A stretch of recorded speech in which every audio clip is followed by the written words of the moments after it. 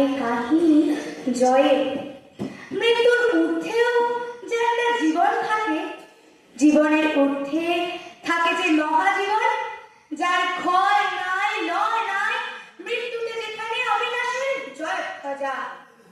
সেই জীবনের মধ্যে লুকিয়ে থাকে প্রতিবাদের কিশলয়। আমাদের প্রাণের গোপন কুঠুরিতে এখনো ধরা আছে একটার পর একটা আন্দোলন, একটার পর একটা জেগে ওঠা কাহিনী। বনের মধ্যে আমরা জেগেছি অরণ্যে যাবে প্রাণ, প্রতিটি গাছের শেকড়ে খুঁজেছি আগুনের সন্ধান।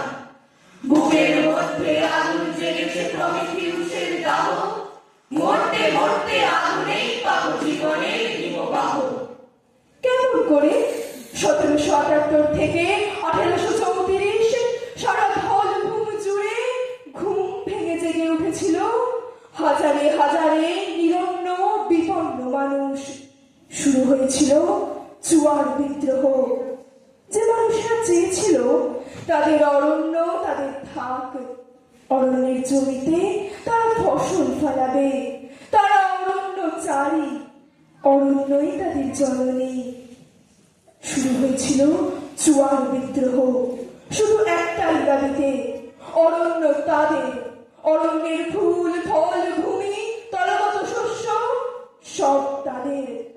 এই যে মাটি, মাটির ওপর বৃক্ষরাজি, ধুলো কাদা জল অম্লজান উজ্জাল, শুদ্ধ বাতাস, চাঁদের নরম আলো, সূর্যের উত্তাপ, সব মানুষের জন্য মহাজাগতিক দান।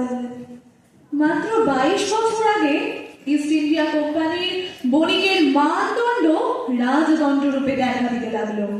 তারা দখল করতে লেগেছিল আকাশের নিচের জমি, জমির পাশে প্রবাহিত জলধারা, জলধারার পাশে প্রবাহিত শস্য ভূমি। বিদ্রোহীর নায়কেরা বলেছিলেন, এই জল, এই মাটি, এই বৃক্ষরাজি, এই সব কিছুর ওপর আমাদের অধিকার।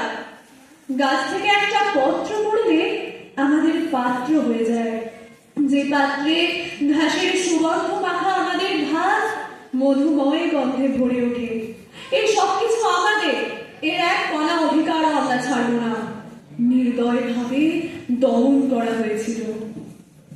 তারপর জুয়ার বিদ্রোহের আগুন 20 বছর যেতে না যেতে চিঙ্গারির মতো ছিটকে পড়লো সাঁওতাল পরগনায়। এগিয়ে এলো সিধু, কানু, চাঁদ, ভৈরব। হাহা হাহারবে অরণ্যময় কম্পিত চিৎকার করে উঠল, এই অরণ্য আমাদের, এই অরণ্য আমাদের জননী। জননীর কোল থেকে আমাদের ছিঁড়ে নিয়ে যেতে পারো না। এই নারী ছেড়ার অপরাধে চরাচরের রাজা তোমাদের ক্ষমা করবে না কোনোদিন। হে নগরায়নের অধিরাজ, তোমরা এখন থেকে সতর্ক হও। জোরদার জমিদার সাঁওতালদের টাকা ধার দিত, শোধ করার সময় তাদের সমস্ত ফসল চলে যেত জোরদারদের ঘরে। পায়ে ধরে কেঁদে কেটে তারা বলতো, একবার বিষ বল বাবু, একবার বল বিষ। আমাদেরই ঘাম রক্তে ফলল ধানের শীষ, আমাদেরই চোখের জলে রান্না করি ভাত, তোরা দীপু জ্বলন্ত উৎপাত। সাহেব দেখে সঙ্গে নিয়ে জ্বালিয়ে তুলিস গ্রাম, কান্না যদি না দেখলি তো দেখবি না সংগ্রাম। সিধু কানুর সঙ্গে যোগ দিতে লাগলো হাজারে হাজারে মানুষ। তোরা বন্দুকের গুলি ছুড়ে দি, আমরা ঈশ্বরের পুত্র, হাঁ করে গিলে ফেলবো তোদের গুলি, তোরা আমাদের কিচ্ছু করতে পারবি না। পুলিশদের সঙ্গে কাঁধে কাঁধ মিলিয়ে লড়েছিল ফুলমণি সোরেন। কি আশ্চর্য দেখো, দ্বারকানাথ ঠাকুর রাজমহল থেকে কয়লা নিয়ে এসে নদীপথে জাহাজ বহন করে নামিয়ে দিতেন কলকাতার কয়লা ঘাটে। খরচ বেশি হওয়ার কারণে বিকল্প পথ খুঁজছিলেন। বিলেত থেকে রেল দেখে এসে ঠিক করলেন রানীগঞ্জ থেকে কলকাতা ট্রেন চালাবেন। সূচনা করেছিলেন, শেষ করতে পারলেন না। অবশেষে 54 সনে রেল চলতে শুরু করলো অরণ্যের বুক চিরে। সে রেল লাইনে পড়েছিল ফুলমণির মৃতদেহ। রেলের যান্ত্রিক গতির সঙ্গে সাঁওতাল বিদ্রোহী নায়কেরা লড়তে পারেননি। মৃত্যু হয়েছিল অপরিহার্য, কিন্তু মাথা নত করেনি কেউ। হায় রে উন্নয়ন, হায় নগরায়ন, হায় সভ্যতার নামে উৎখাত। কত অরণ্য উৎখাত হয়ে হয়েছে খণ্ডঘর, নদীর নালায় ভেসে গেছে কত শালপাতা বোনা ঘর, কত অরণ্য পুড়ে গেছে আর পুড়েছে প্রতিটি হার, বনিয়াল জুড়ে গড়ে উঠে গেছে অরণ্য সংসার। বিরসা মুন্ডা নামটা কি চেনা চেনা লাগে? না, কোনো বড় উত্তরাধিকার পরিচিতি নেই। বাপের নাম সগুনা মুন্ডা, মা কর্মী খাটু। জগৎকে জানার জন্য মিশনারি স্কুলে ভর্তি হয়েছিল। পেট পুড়ে খাবার পাবে, মাথার উপর ছাদ পাবে, শৃঙ্খলাবদ্ধ ধর্ম পাবে, পরিবর্তে একটাই দিতে হবে, যার নাম আনুগত্য, প্রশ্নাতীত আত্মনিবেদন। সেখানে থাকতে থাকতে বিরসা বুঝতে পারে যে ধর্ম ব্যবসায়ীরা মুখে যা বলে, যে উদারতা, যে সহনীয়তার কথা, কাজে সে কথা কোনোটাই পালন করে না। বীর বাঁকির কাছে জানতে পারল অন্ধকারের উৎস মূল। ততদিনে ইস্ট ইন্ডিয়ার বেনিয়া শাসন থেকে রানীর শাসন এসে গেছে। ইংল্যান্ডের শরীর তখন ভারত জননী। যেমন নীলদর্পণের তোড়াবালি ভিক্টোরিয়ার কাছে সুবিচার চেয়েছিল ইস্ট ইন্ডিয়ার নীলকরদের বিরুদ্ধে। বিরসা দেখেছিল গির্জা কেমন ভাবে কর আদায় করার জন্য সব কিছু কেড়ে নেয় আদিবাসীদের। এই কেমন গির্জার ঈশ্বর? এমন কথা তো তিনি বলেননি, যিনি ক্রুশবিদ্ধ হওয়ার পরও বলেছিলেন, হে ঈশ্বর, এরা জানে না এরা কি করছে, তুমি এদের ক্ষমা করো। অরণ্যের অধিকার থেকে উৎখাত করতে ওই গির্জা তো ক্ষমা করলো না, জোর করে কেড়ে নিল অরণ্যের অধিকার। আর তারই প্রতিবাদে ধামসা মাদল নিয়ে বিরসা ও তার দলবল বলে উঠল, আবুয়া রাজ এথে জানা, মহারানী রাজকুণ্ডু জানা। রানীর শাসন মানব না আর মানব না, কারাঙ্গমা ছাড়া কাউকে মানব না, জঙ্গল যে কারবে তাকে ছাড়ব না, ভিখুর কাছে কোনো দিনই হারব না, ধর্মান্তর করা আমরা মানছি না, বোমা ছাড়া আর কাউকে জানছি না। আমার সমাজ, আমার মাটি, আমার ভোট, প্রতিটি জাতি এসে চিরন্তন। অরণ্য যে জননী তা জানিস না, অরণ্য তোমার মা আর আমার মা। ঝাড়খণ্ড, উড়িষ্যা, বিহার, বাংলা, ছত্তিশগড়, ছোটনাগপুর, সারা সাঁওতাল পরগনার অরণ্যে জ্বলে উঠল আগুন। বিদ্রোহের আগুন, প্রতিবাদের আগুন। ঝড় উঠল জঙ্গল মহলে, ঝড়ের মুখে গ্রিক বীর ইকারাসের মতো বুক চিতিয়ে দাঁড়ালো বিরসা মুন্ডা। ততদিনে সে খ্রিস্ট ধর্ম ত্যাগ করেছে। যোদ্ধা, জমিদার এবং ইংরেজির কেড়ে দেওয়া কৃষি জমি, অরণ্য, নদীর জল ফিরিয়ে দিতে হবে। বিরসার নেতৃত্বে দেশটা গ্রামের সব মুন্ডা ওরাও সকলে বিরসাকে ভগবান বলে মেনে নিল।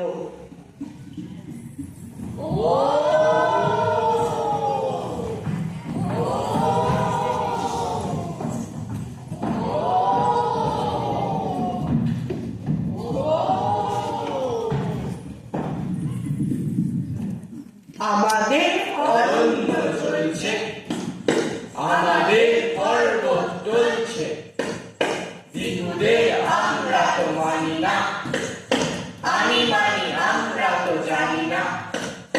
অরণ্য আমাদের থাকবে, প্রতিটি বৃক্ষ আর জাগবে।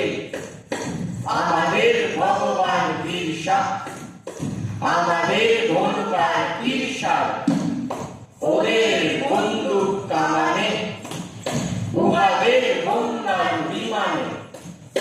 আমরা তো ভয় আর করি না, বিপুদের ভার আর ধারি না। বিদ্রোহ জেগে ওঠে দিক দিক, মানুষের প্রতিবাদ বিষাদী। নিজেরাই নিজেদের ঈশ্বর, দেখে যাও মুক্তির দৃশ্য। পাহাড় আর জঙ্গল চলছে, বিপুদের আস্তানা চলছে, বিপুদের আস্তানা চলছে। বিরসা মুন্ডাকে দেবদূত মানতে শুরু করলো সারা অরণ্য। বিরসা পাথর কোদা কালো মানুষদের মুক্তির দূত হয়ে এসেছে। হাতের অদৃশ্য শিকল খসে পড়বে। 1895 24শে আগস্ট দাও দাও করে চলছে সাঁওতাল পরগনা। 1899 ক্রিসমাসে গির্জায় আগুন দিতে গিয়েছিল হাজার হাজার সাঁওতাল। ক্রমাগত বিরসার মাথার দাম বাড়ছিল। বিরসার নেতৃত্বে মুন্ডা গেরিলা বাহিনী দুমবাড়ি পাহাড় সিংভূমে এগিয়ে চলে। সাল 1900। আকাশ জুড়ে সেদিন বৃষ্টিপাত ঘটেনি, তবু বৃষ্টির মতো বুলের বৃষ্টি শুরু করে ইংরেজ বাহিনী। মৃত্যু মৃত্যু মৃত্যু। অরণ্য আর পর্বতে শুধু মৃতের পাহাড়, অগণিত লাশ। তারপর বন্দি করে বিরসাকে। অত্যাচার, নিগ্রহ, ব্রিটিশের জেলখানায় পিষে পিষে সিংহের মতো পীরকে তিলে তিলে মারতে থাকে শোষক শাসক। তারপর এক সময় ঘোষণা করে দেয়, ভয়ে ভয়ে কলেরা রোগে আক্রান্ত হয়ে তাদের ভগবান মারা গেছে। একজন বিদ্রোহীও বিশ্বাস করেনি। অত্যাচার নিগ্রহে রক্তভূমি করেছিল আদিবাসী বিদ্রোহের ভগবান। তারপর সব শেষ। শেষ হয়েও শেষ হয় না। যতদিন শাসকের অত্যাচার থাকবে, অত্যাচারের শাসক থাকবে, শাসক ও শোষকের বর্বরতা থাকবে, বর্বরতার বিরুদ্ধে সরবতা থাকবে, নৈশব্দের আর্তনাদ থাকবে, আর্তনাদ রূপান্তরিত হবে প্রতিবাদে, ততদিন কল্লোলিত আন্দোলনের প্রতিচ্ছবি হয়ে সিধু, কানু, চাঁদ, ভৈরব, তিলকা মাঝি, বিরসা মুন্ডা আকাশের সূর্যের মতো জ্যোতির্ময় হয়ে জাগিয়ে তুলবে নিভৃত মনুষ্যত্বকে।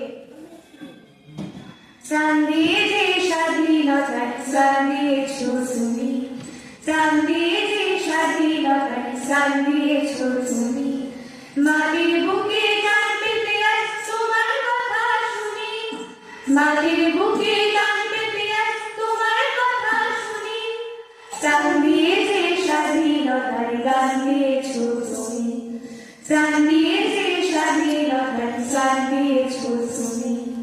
তোমার লড়াই, তোমার জীবন অরণ্য যে তোমার ভবন,